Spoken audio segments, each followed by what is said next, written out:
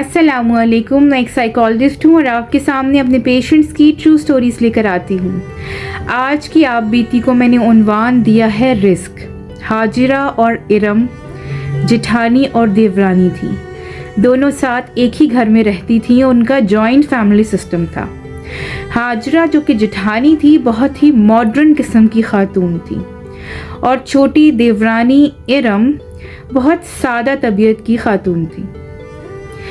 हाजिरा और इरम के दरमियान हमेशा एक बात पर झगड़ा रहता था।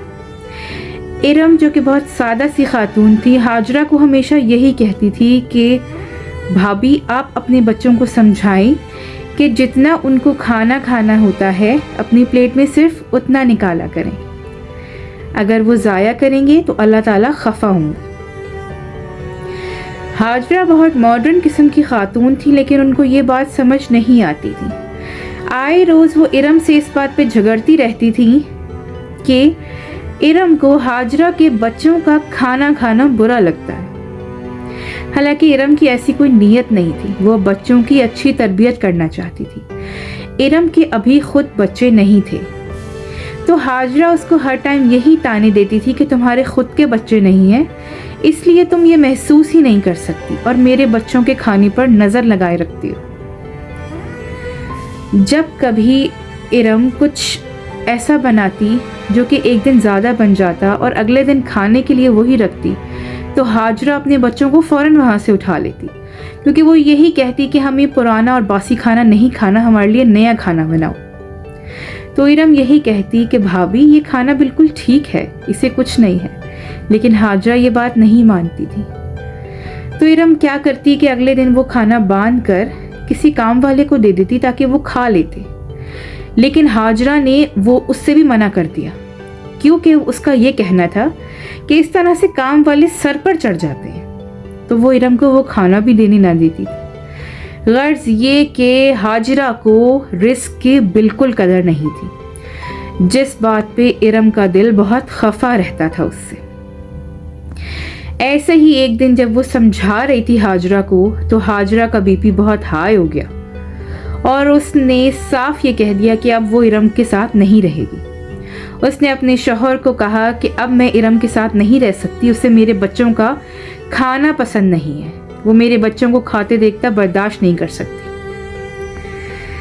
उसके शौहर ने जब इस किस्म की चपकलिश देखी, हालांकि उसको अपनी भाभी बहुत अच्छी लगती थी और वो जानता था कि मेरी भाभी कोई गलत बात नहीं कर सकती, लेकिन वो इस लड़ाई को ख़त्म करने के लिए हाजिरा को लेकर अलग हो गया।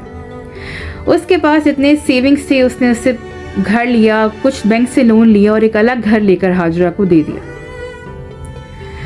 अब हाजिरा उस अलग घर में ठाट बाट से रहने लगी और इरम वहीं अपने घर में रहने लगी। अब हुआ कुछ यूं कि कुछ ही अरसे बाद हाजिरा के शौहर की जॉब छूट गई। नौबत ये आ गई कि उसको फिर किसी जगह पर जॉब भी नहीं मिल रही थी। तमाम सेविंग्स वो घर खरीदने में लगा चुके थे और बैंक वाले आए रोज उनसे लोन की किस्त मांगने के लिए आते थे और हालत ये हो चुकी थी कि अब उनके घर में फाके आने लगे थे, बच्चे भूखे रहने लगे थे।